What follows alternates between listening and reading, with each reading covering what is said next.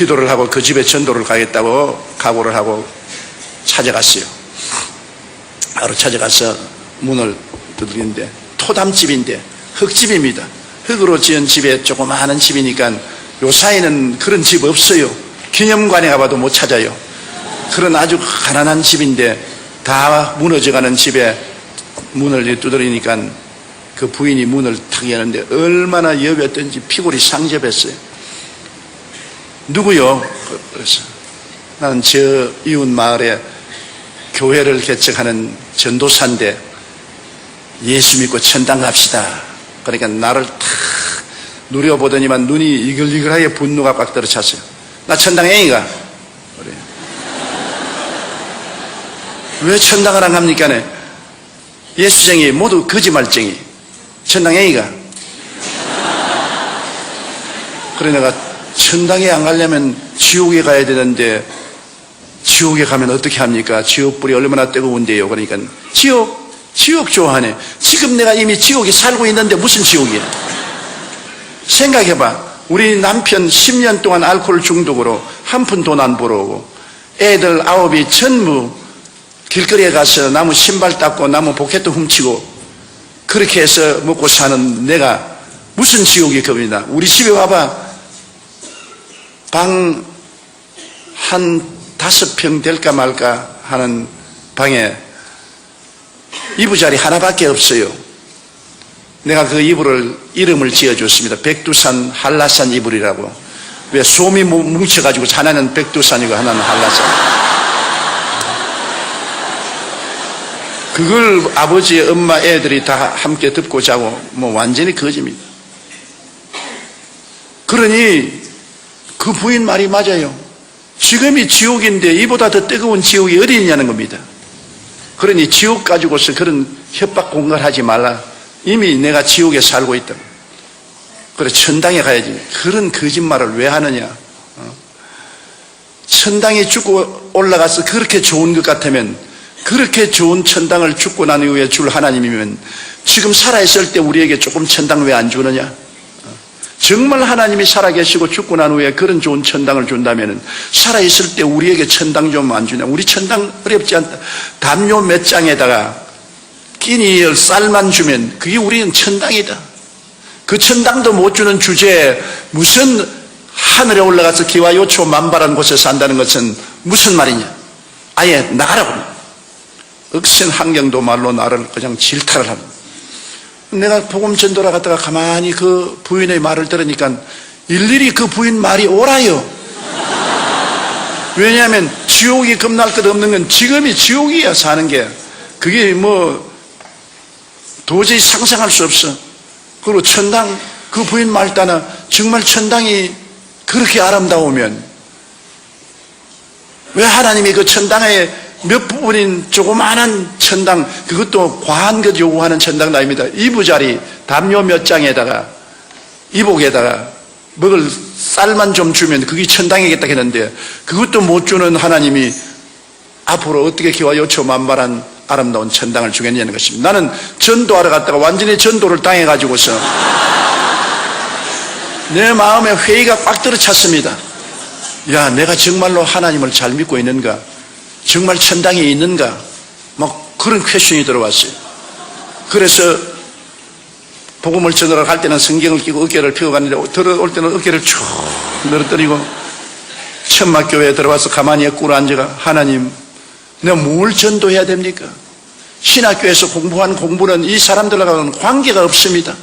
너무나 헐벗고 굶주리고 절망이고 병들은 사람에게 회개하라 천국이 가까워왔다 해봤자 소용이 없는데 이래가지고서 내가 무슨 목회를 하겠습니까? 그리고 나도 이제 그 여자 말을 들어보니까 나도 천당에 희미합니다.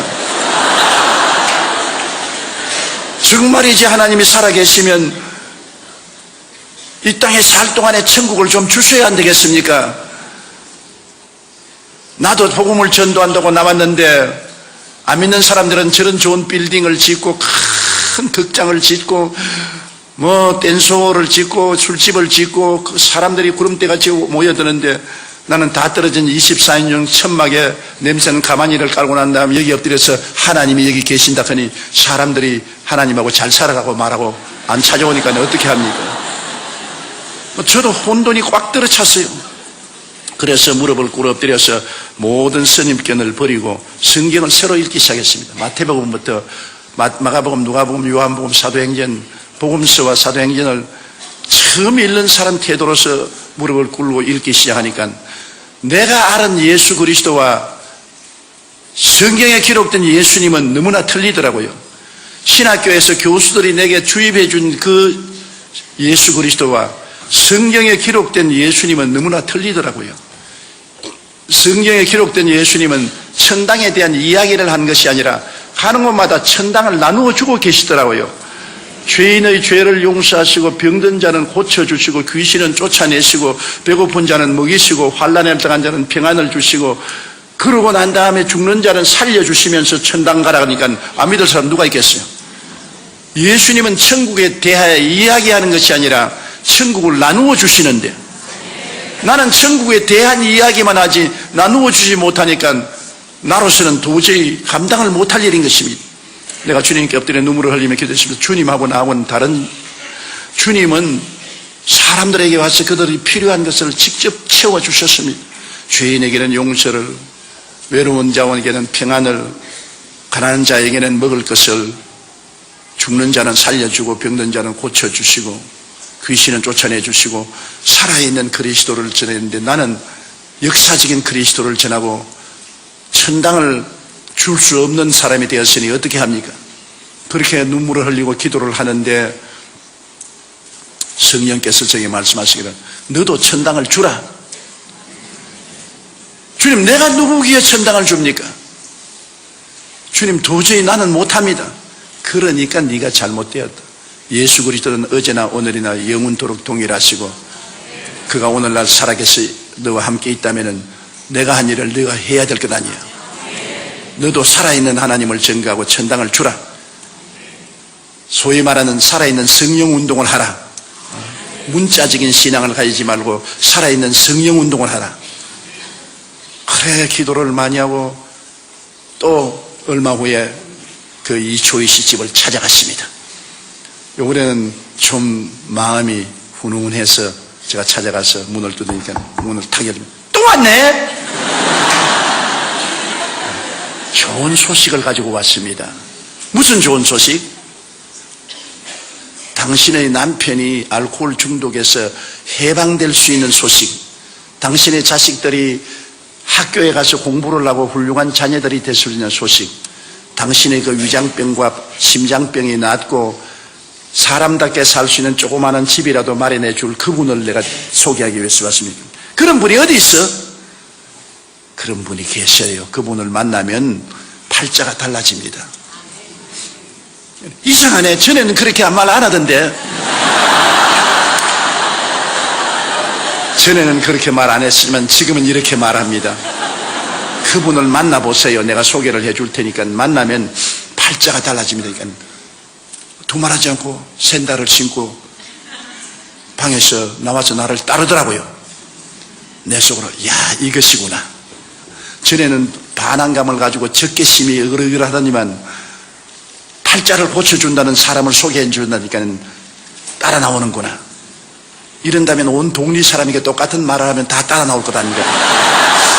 와, 마음에 아주 기분이 좋습더라고요.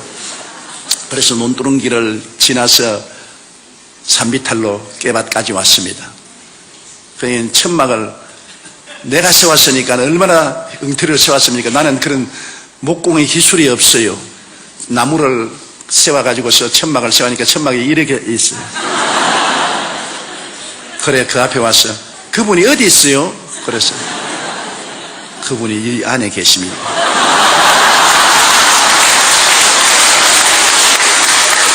그러니까 천막을 이렇게 들쳐서 안을 들여다보니 가만히 깔아놓고 강다는 흙을 이렇게 두어놓고 사과 상자 하나 세워놓고 있어요. 그 다음에는 천막을 내려다니면 나를 쳐다보더니 웃는데 배꼽을 잡고 깔깔 웃더니만 그 다음에 말이 장관님도 날 보고 지 팔자나 내 팔자나 한 가지로.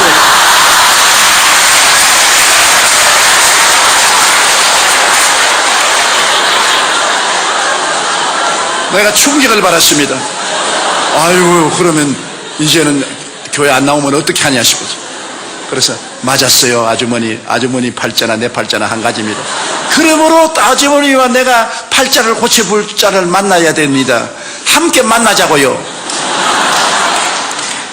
그러니까 팔자를 고치는 자는 희망이 있으니까 안 떠나더라고요.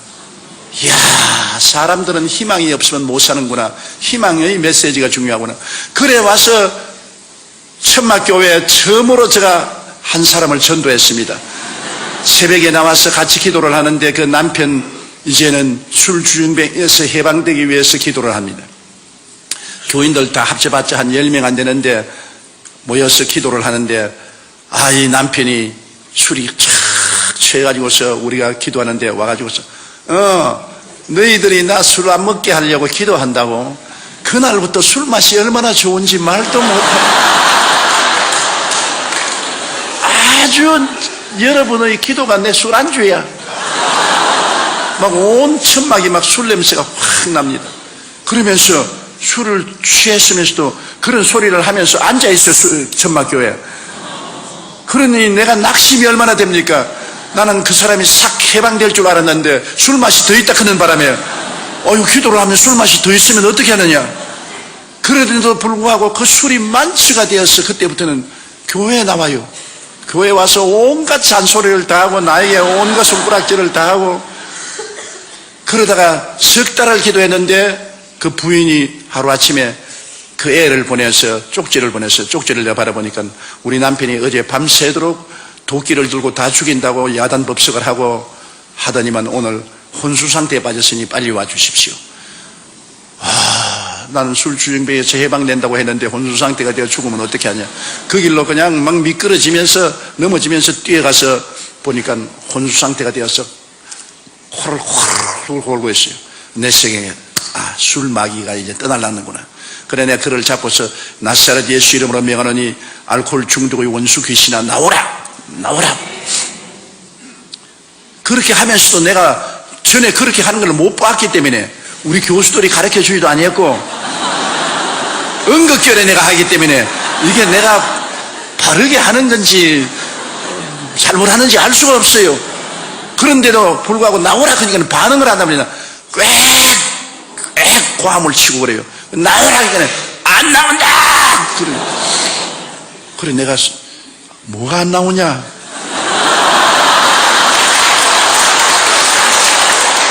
알 수가 없어요. 이 사람이 나온다 그런지 안 나온다 그런지 진짜 귀신이 있어 안 나온다 그런지 알 수가 없더라고요. 그러다 막 대놓고 나오라고 하니까 나중에 내등부러지더니만 그때 이후로 술을 끊어버리고 완전히 변화가 돼요.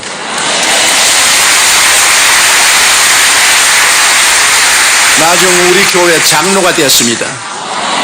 그러니까 한경북도 도민회에서 기념으로 이 사람에게 직장을 주었어요. 비로소 돈을 벌어서 처음으로 쌀한가마니를 집에 가지고 왔습니다. 참 그게 에피소드가 있어요. 그 부인이 10년 만에 쌀한가마니를 남편이 싸우니까 너무나 반갑고 고맙고 남편이 그렇게 이쁘고 좋더랍니다. 그래서 남편을 끌어안고 키스를 해주고 기도를 하고 했는데 마음속에 우리 전도사님이 11조를 내어야 하나님이 복을 준다 그러더라. 11조를 안 내면 하나님이 복을 빼앗으면 어떠냐. 그래서 그 쌀가마니에서 11조를 뗐어요. 너무너무나 아까우니까 도로 갖다 붓고 주님 10년 동안 나다를 구경 못한 우리가 이거 먹는다고 하나님이 복 안 주겠냐. 그렇게 좁은 하나님 아니시지. 도로가 그렇지 안 돼 도로 떠내서 초저녁부터 시작한 것이 새벽기도 4시까지 떼냈다가 부었다가 그 갈등은 말로도 할 수 없습니다. 우리가 지금 웃기는 소리 같지만은 그 가난한 부인의 그 마음의 신앙의 갈등입니다. 그래서 새벽에 종소리를 치니까 그 11조 쌀을 떼낸 쌀 봉지를 들고 남편이 가져온 돈의 11조를 들고 너무나 아까워서 울면서 오다가 눈에 미끄러져가 논바닥에 자빠지니까 이게 그냥 쌀이 눈에 다 쏟아져버지. 그러니까 그 흙을 그대로 또 끌어 담아가지고서, 그래가지고서 내게 울면서 왔는데 보니까 쌀 없고 흙만 있어요. 하나님이 너무나 가혹하십니다. 10년 동안 나달 구경 못하는 우리 집에 처음 날 쌀 한 가마니 가져왔는데 왜 11조를 잡수시려고 합니까? 근데 손에 있는 돈은 얼마인지 모르겠어요. 떡이 돼버려가지고서, 얼마나 꽉 쥐었던지 흙이 묻어가지고서 떡이 돼버려. 그래서 자매님, 11조는 하나님이 빼앗아가는 것이 아닙니다. 11조는 내일에 더 많은 축복을 주기 위해서 심는 종자 씨앗입니다. 심어야 거두지 않아요. 심지 않고는 못 거두지 않아요. 자매님이 지금까지 가난한 것은 안 심었기 때문에 거둘 것이 없어 가난했는데, 11조는 종자 씨앗으로 심으면 하나님이 주시는 것이므로, 이것은 심으는 것이니 비록 모두 다 흙 속에 심어버리고 맞았지만은 하나님이 받은 것으로 알고 축복합니다. 그날 이후로부터 시작해서 그 집에 쌀이 떨어지지 아니했어요. 그러고 난 다음에 그때 은크크라고 한국 부흥 유엔 전도단이 있어서 가난한 사람을 보증을 해주면은 융자를 주어서 집을 짓게 해줘요. 그래서 내가 보증을 써서 은크크에 가서 융자를 받아가지고서 한 25평짜리 조그마한 집을 하나 지었어요. 깨끗하게 잘 지었어요. 지어가지고서 그 집에 들어가고, 그 다음 애들을 다 학교 공부를 시켰어요. 그 애들 중에 지금 3사람이 목사가 되어 있는데요, 완전히 예수 믿고 천당이 다가오는 것을 보았습니다. 그 이초희 권사님이 늘 하는 말이, 우리는 예수 믿고 천당에 죽어서 있는 줄 알았는데 지금 천당에 왔다. 우리 가족들이 다 예수 믿고 구원받고 병 고침받고 이렇게 애들도 공부 다 하고 3사람이 되었으니 얼마나 좋은가. 그래서 그 소문이 나니까, 희망이 있으니까 온갖 사람이 다 모여와요. 우리 교단에서 나를 불러요. 그리고 교단 내가 가니까 총회장 총무 교단 사람들이 모여서, 너 요사이 병 기도하고 귀신 쫓아내고 무당짓 한다면서. 아니, 무당짓 하는 것이 아니고 예수님이 성경에 기록된 것은 성경의 말씀대로 이 가난하고 헐벗고 굶주린 사람에게 복음을 증거해서 이런 역사. 우리 교리로서는 그걸 인정할 수 없으니까 사표 써라. 성령운동 하다가 그냥 쫓겨났어요. 그래야 나를 사표를 서락해서 사표 쓰고 나는 기독교에 대한 하나님의 성에서 쫓겨났어요. 무적자가 되었습니다. 그래가 낙심을 하고 있는데, We were in love that never meant to stay. Some things are real even when they fade.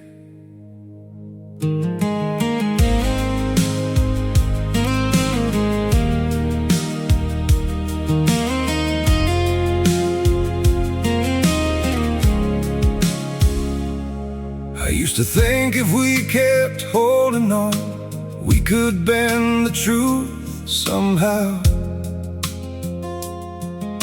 But love can't fight what's pulling us apart, and it's breaking us down now. 겨울에 밤 12시쯤 됐는데 이 천막에서 사람이 와서 어떤 안진뱅이가 하나 와가 목사님을 전도사님을 찾는다 그랬어. 지금 내 신세 고약한데 또 무슨 안진뱅이가 찾아왔냐 하니까, 안진뱅이가 주일날 서울역에서 출발했는데 주일날 밤 12시에 불광동에 도착했어요. 완전히 하체마비가 되어서 무릎에다가 고무를 대고 지팽이 막대기 2개를 지고 끌어서 이렇게 해서 사정해서 버스를 타고 왔는데, 왜 왔냐 그러니까 어떤 사람이, 내가 구걸을 하고 있는데 네가 저 불광동에 가서 천막교회 찾아가면 팔자를 고친다. 그곳에 있는 전도사는 병을 고친다. 너도 팔자가 고쳐질 것이니 그를 찾아가라 해서 하루 종일 걸려서 왔어요. 왔는데 보니까 한 12살 먹는데 내복도 없이 그냥 겉옷만 입었는데 벌벌벌벌 추운 겨울입니다. 떨고 있어요. 너무나 불쌍합니다. 그런데 내가 보니까 이 다리가 뼈만 남았어요. 관절이 탁 붙어 있는데, 아유, 하나님, 왜 이런 사람을 내게 보냈습니까? 내가 손을 다리에 얹고 기도를 하려고 하니까 기도가 입천장에 붙어서 안 나와요. 안 믿어지는데요. 하나님, 이 다리를, 아유, 고쳐주시옵소서. 나을 가능성이 없어요. 그래서, 야, 너 낫겠느냐? 나는 나을 줄 믿고 쳐왔는데요. 전도사님, 날 버리지 말아 주십시오. 그럼 이 사람의 믿음을 좀 얻어야 되겠다고. 그래서 강단으로 나가서 엎드려가, 하나님 아버지, 내가 병자부에 기도했지만 저런 건 처음 봤는데 내가 믿음이 안 생깁니다. 도저히 안 생기니까 하나님이 직접 고치세요. 날 보고 고치라고 하지 마세요. 나 못 고칩니다. 나 못합니다. 그러고 부러지기 시작하는 것이, 제가 눈물을 흘리고 1시간이 넘도록 그냥 기도를 하는데 온몸이 뜨거워지고 방언으로 막 기도를 하고 온몸이 뜨거워지고, 그러다 보니까 마음에 믿음이 자꾸 들어오는데 뭉게구름같이 믿음이 피어오르는데, 나중에는 내 생각에 내 손으로 이렇게 밀면 지구가 밀릴 것 같아요. 그래서 내가 그 아이에 가서,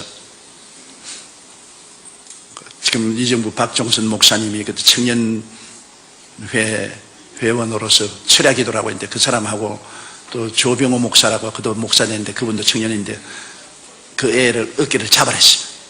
잡고 난 다음 제가 무릎을 안수하고 이렇게 기도를 하는데, 내 마음속에 뭘 기도할 거냐, 그걸 딱 펴버리라 그래요. 내가 무식하고 모르니까 범잡는다고 막 이 무릎을 요구르진다고 내 온 힘을 가지고 올라서 누르니까 뼈가 딱딱 크니까 얘가, 와, 이거 엄마 사람 잡네! 그러더라고요. 그래도 그 소리를 귀에 들으면서도 뭐 너무 내가 믿음이 생기니까 이 무릎을 떼가지고 와서 갖다 붙이면 붙일 것 같아요. 그래 눌러버리니까 무릎이 탁 떨어져 덜렁덜렁 하더라고요. 그런 거를 내가 탁 들어 올리니까 다리가 덜렁덜렁 하더라고요.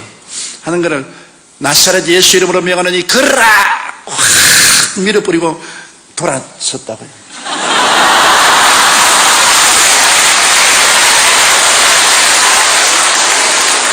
왜냐하면 내 생각에는 그건 막 꼬꾸라졌어요. 그런데 내가 눈을 감고 돌아서 있는데 막 청년들이 박수를 치고 고함을 치고 야단인데 보니까 이놈이 천막을 돌기 시작하는데 뛰고 꾸는데,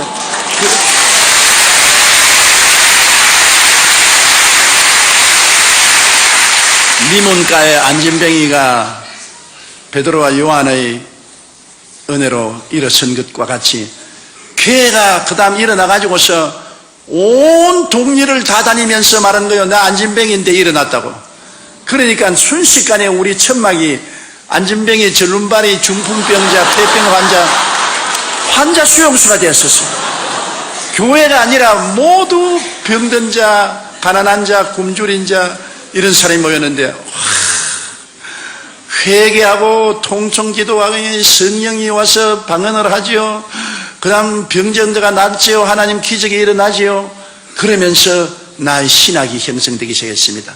사람의 신학이라는 것이 그 삶의 환경이 신학을 만들어내는 것입니다.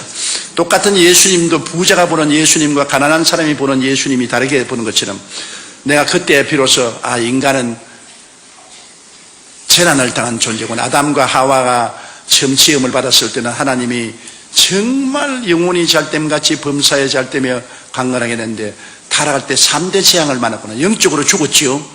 그 다음 범사의 저주를 받아서 땀을 흘려 먹고 사는 가난이 왔지요. 그 다음 너는 흑인이 흑으로 돌아가라. 흑으로 돌아가자니까 병들어서 죽지 않아요. 아담과 하와가 타락한 것은 3대 재앙이다. 그런데 예수님이 오셔서 십자가에 못 박인 것은 3중 축복을 가져왔다. 그 십자가에 못 박여 피를 흘리심으로 일생에 우리 죄를 다 청산했습니다. 죄의 값을 고통을 통해서 다 갚았다. 그가 저주를 받음으로 율법의 저주에서 해방시켰다. 갈라디아서 3장 13절에 그리스도께서 우리를 위하여 저주를 받아서 율법의 저주에서 우리를 속량하였으니 이는 기록된 바 나무에 달린 자마다 저주 아래 있는 자라 하였음이라. 이는 아브라함의 복이 이방인에게 미치게 하리 함이라. 예수님께서 아담에게 내린 그 모든 저주를 십자가에 매달려서 다 청산하셨다. 그 다음에 제가 채찍에 맞음으로 너희가 나음을 입었다. 그리스도께서 우리 연약한 것을 친히 담당하시고 병을 짊어지고 가셨고 그가 채찍에 맞음으로 너희가 나음을 입었다. 병 고침을 받았다. 그래서 제가 그때 내 기초적인 신학이 형성된 것은 인간은 타락함으로 3대 재앙에 봉착했는데 십자가를 통하여 삼중 축복을 받아 전인구원을 얻게 되었다. 사랑하는 자여 내 영혼이 잘됨같이 범사에 잘되며 강건하기를 간구하노라. 우리는 여태까지 영혼 구원만 말했는데 영혼 구원만이 아니다. 시편 103편 오늘 읽은 말씀대로 내 영혼아 야훼를 송축하라. 내 속에 있는 것들아 다 그 성으로 송축하라. 내 영혼아 야훼를 송축하며 그 모든 은택을 잊지 말지어다. 사람들이 다 잊어버리고 있어요. 제가 내 모든 죄악을 사하시며 내 모든 병을 고치시며 내 생명을 파멸해서 구속하시고 인자와 긍휼로 관을 씌우시며 좋은 것으로 내 소원을 만족해 하사 내 청춘으로 독수리같이 새롭게 하시는도다. 하나님께서 잊지 말라고 하는 은택인 것입니다. 그래서 제가 그 단순한 신학이 정립되므로 놀라운 용기와 힘을 가지고 그 사람들에게 복음을 전하기 시작한 것입니다. 우리는 아담 안에서 3대 재앙을 만났으나 예수 그리스도 안에서 삼중 축복을 받았다. 여러분 와서 회개하고 성령 받고 방언말하고 하나님 은혜로 충만하면은 그 다음에는 하나님이 범사에도 축복을 주어서 저주를 제함으로 손으로 하는 일에 복을 주시고 병 낫는다. 단순하지요. 그러나 그 복음을 통해서 1958년도에 개척을 했는데 1961년도에 500명의 교인이 되었습니다. 그 500명의 교인들이 다 나가서 직장을 구하고 직장을 얻고 장사를 하고 술 마시지 않고 방탕하지 않냐고 잘 살게 되었어요. 그 사람들이 모여서 땅을 사고 교회를 지을 수 있게 만드는 것입니다. 나는 한 동리가 예수 그리스도의 삼중 축복의 복음을 듣고 변화되는 것을 봤었습니다. 그 조그마한 동리가 완전히 변화되었어요. 예수님이 정령을 해버려야듯이. 1964년도 하루 저녁에는 설교하다가 설교 중간에서 쓰러졌죠. 막 심장이 그대로 막 뛰다가 그냥 딱 멈춰버린 거예요. 그래서 내가 강단에 쓰러졌습니다. 쓰러지니까 교인들이 절단 강단이 났죠. 교회 한 3,000명이 꽉 들어차 있는데 그 앞에서 설교하다가 말고 쓰러져 큰 대자로 들어 누웠으니까 이게 왜 말입니까? 보통 목사 같으면 괜찮은데 한참 성령 운동하고 그냥 방언하고 병과인 기도하고 귀신 쫓아내고 하는 사람이 그 모양이 되었으니까 내가 쓰러지면서 말하기를 하나님 사무실에서 쓰러지게 하시지 왜 강단 앞에서 쓰러지게 하십니까? 그게 내가 마지막 기억입니다. 점잖하게 좀 쓰러지게 만들어주지 아니하시고 이렇게 하십니까? 그래서 적십자 병원으로 싣고 갔어요. 그래서 적십자 병원에서 나를 조사를 하더니만 어디에 손댈 것이 없다는 겁니다. 영양실조에다가 심장이 아주 나쁘고 그 다음에는 치질에다가 아주 폐병도 낫지 않는다가 신경쇠약에다가 어디에 손댈 것이 없고 당신이 이렇게 하면 얼마 안 와서 죽는다. 목회 그만두라. 그래서 집에 들어가서 들어 누웠는데 엘리베이터를 타고 끝없이 밑으로 떨어지는 그런 감정입니다. 도저히 견딜 수가 없는 고통입니다. 그래 내가 주님께 주님 있어요. 나는 이제 목회를 할 수가 없습니다. 이대로 죽을 수도 없고 너무나 원통합니다. 주님이 왜 다른 사람을 다 고치면서 나는 안 고쳐줍니까? 울어도 대답 없는 이름이요. 부르다가 내가 죽을 이름이요. 다른 사람 위해서 기도하면 성령께서 암이 나았다, 절름발이가 나았다고 내게 말씀을 해줬어요. 근데 내 병은 말하면 말씀을 안 해주신 것이 침묵입니다. 아무리 부르짖어도 나는 병이 안 났습니다. 그러나 다른 병은 왜 그렇게 잘났는지 몰라요. 그러니까 하나님께서 저보고 말씀하기를 이제는 네가 목회를 하지 말고 교인들을 세워서 목회를 하라. 그래서 여러분 구역 조직은 제가 원조입니다. 주일날 여러분 내가 설교를 하는데 겨우 와가지고서 그때 7분 설교를 했어요. 서대문에 나왔는데 서대문에 2,000명 하는 교회에 10,000명이 넘게 나왔어요. 그런 가운데도 성령 운동하니까 막 교인들은 막 구름대같이 모여오는데 나는 죽을 판이거든. 그래서 내가 성경에 바울을 말한 걸 사망은 내 몸에서 역사하고 생명은 너희 안에서 역사한다. 나는 죽어가는데 생명의 역사는 성도들에게 더 일어나는 것입니다. 그래서 내가 보통 7번 설교를 했는데 3번 설교하고 들려서 사무실에 들어간 설교하다 쓰러지고 네가 무슨 집이나 명예나 권세가 있느냐, 배경이 있느냐, 돈이 있느냐, 교육이 있느냐, 아무것도 없지 않느냐, 내가 무엇 때문에 너 위해서 애를 쓸 필요가 있느냐. 그래서 재판관은 이 여인의 강구를 무시해버렸었습니다. 이 여인에게는 너무나 이 원수가 힘겨웠었습니다. 여러분, 우리도 이럴 때가 많습니다. 우리의 원수는 사람이 아니고 그 배후에 있는 마귀인 것입니다. 우리의 시름은 혈과 육을 상대하는 것이 아니요 통치자들과 권세들과 이 어두움의 세상 주관자들과 하늘에 있는 악의 영들을 대함이라. 이 악의 영들이 사람 뒤에 배후에 사람들을 조정하는 것입니다. 여러분, 사람을 미워하지 마십시오. 사람 배후에 마귀가 조정을 하고 있는 것입니다. 우리도 사람인 이상 예수님 안에 있지 아니하면 언제든지 마귀의 밥이 될 수 있습니다. 마귀는 사람들을 통해서 도적질하고 죽이고 멸망시키는 일을 하는 것입니다.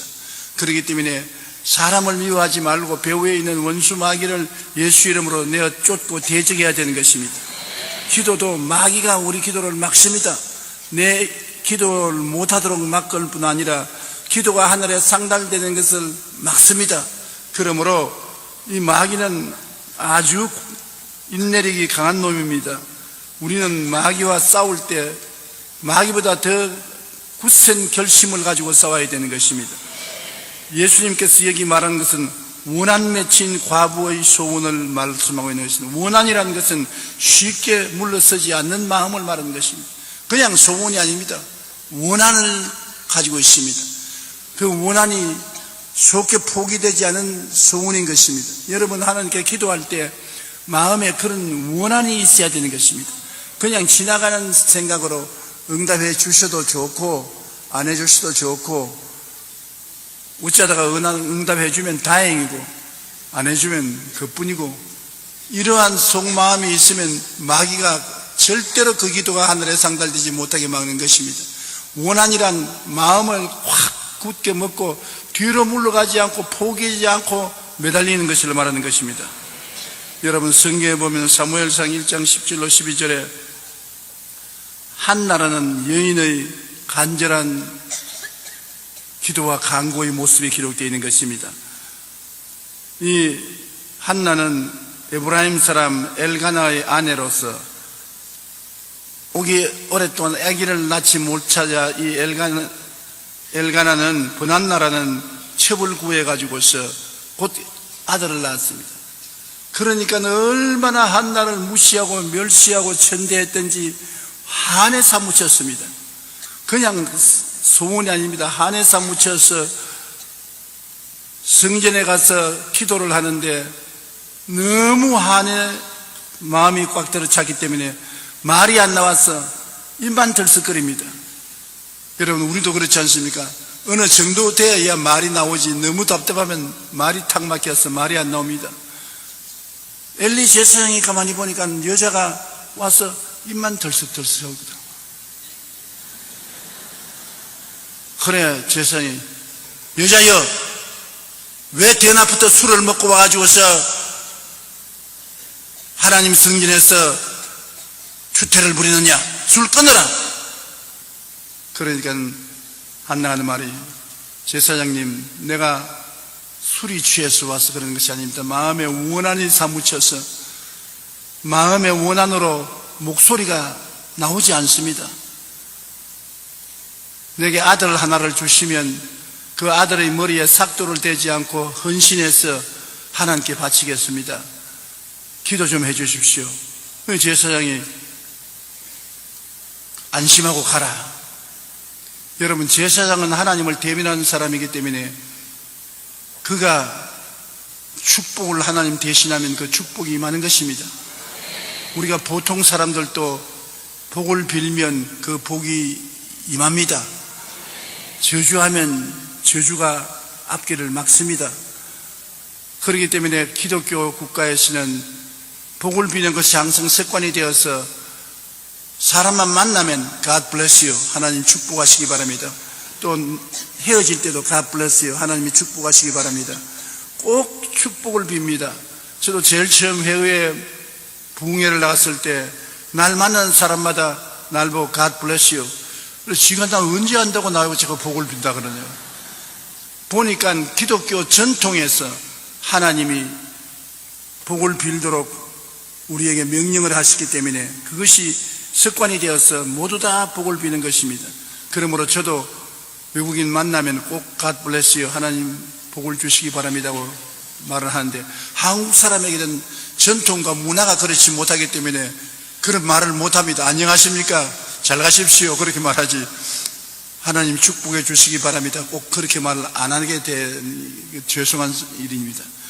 여러분, 더구나 주의 종이 축복을 하면 복이 임하고 주의 종이 저주하면 저주가 임합니다. 이 엘리 제사장은 신령한 제사장이 아닙니다. 좀 기도도 안 하고 좀 영이 무딘 제사장이었습니다. 그럼에도 불구하고 이분이 한나에게 편안히 가라, 안심하고 가라, 그 말을 듣자 한나는 하나님 감사합니다. 그때부터 얼굴을 씻고 눈물을 닦고 몸을 단장하고 음식을 먹고 기쁘게 지냈습니다. 그런데 1년이 지나자 어린 아기를 낳았는데 아들인 그 유명한 선지자 사무엘을 낳게 된 것입니다.